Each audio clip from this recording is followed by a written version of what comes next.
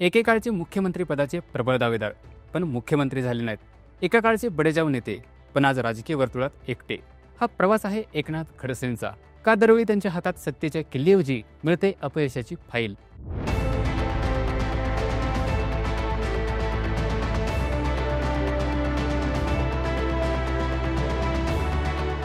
तर याच गोष्टींचा उलगडा आज आपण या व्हिडिओच्या माध्यमातून करणार आहोत. तर नमस्कार, मी नितीन आणि तुम्ही पाहताय काय चाललंय. एकनाथ खडसे हे महाराष्ट्रातील एक अनुभवी व वजनदार राजकारणी. मात्र ते अनेकदा निर्णायक क्षणी राजकारणात अपयशी ठरताना दिसलेत.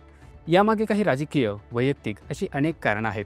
2014 साली भाजपने बहुमत मिळवल्यानंतर खडसे आपण मुख्यमंत्री पदाचे मुख्य दावेदार आहेत अशी विधानं करत राहिले. परंतु देवेंद्र फडणवीस यांना मुख्यमंत्री करण्यात आल्यानंतर पक्षाचा प्रोटोकॉल मात्र विसरले. त्यामुळे खडसे यांचं भाजपशी नाराजीचं नातं सुरू झालं. नंतर त्यांना सरकारमध्ये डावललं गेलं असा आरोप त्यांनी केला. 2026मध्ये पुणे जिल्ह्यातील MIDC भूखंड घोटाळ्यात त्यांचं नाव समोर आलं. त्यांच्या पत्नी आणि जावई यांच्या नावाने भूखंड खरेदी करण्यात आल्याचा आरोप त्यांच्यावर करण्यात आला. त्यामुळे त्यांच्या राजकीय प्रतिमेला मोठा धक्का बसला आणि त्यांना मंत्रिपदाचा राजीनामा द्यावा लागला. भाजपमधून बाहेर पडून 2020मध्ये राष्ट्रवादी काँग्रेसमध्ये त्यांनी प्रवेश केला. पण तिथेही त्यांना महत्त्वाची भूमिका मिळाली नाही. शरद पवार आणि अजित पवार या दोघांमध्ये ते नेहमी आउटसायडर ठरले.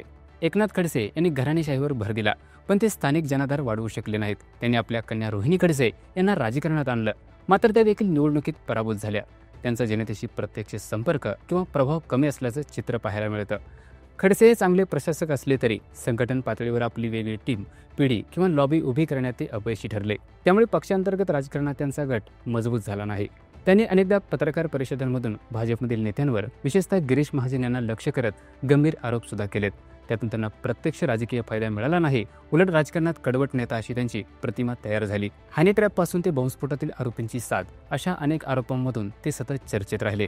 पण या आरोपातून त्यांना फायदा झाला नाही. उलट त्यांनी अपयशाचं खापर इतरांवर फोडल्याचं चित्र लोकांमध्ये उभं राहिलं.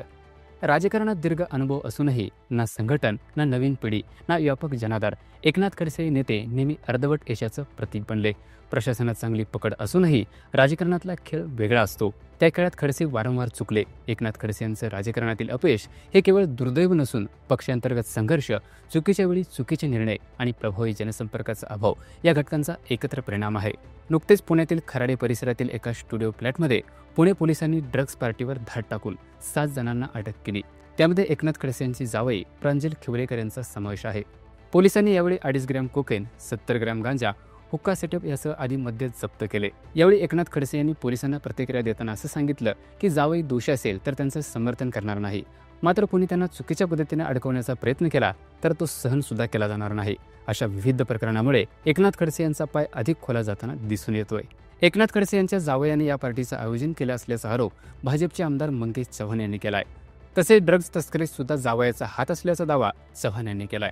हनी ट्रॅप प्रकरणाच्या आरोप प्रत्यारोपामध्ये एकनाथ खडसे यांच्या नावाचा उल्लेख वारंवार होत आहे. तर एकनाथ खडसे यांचं राजकारण म्हणजे उंच भरारी घेण्याची क्षमता असलेल्या पक्षाचं पुन्हा पुन्हा कापले गेलेलं पंख असा उल्लेख राजकारणात दबक्या आवाजात नेहमी केला जातो. तर असेच माहितीपूर्ण व्हिडिओ पाहण्यासाठी आमच्या काय चाललंय पेजला सबस्क्राईब करायला विसरू नका. आणि तुम्हाला व्हिडिओ आवडल्यास आम्हाला कमेंट करून नक्की कळवा.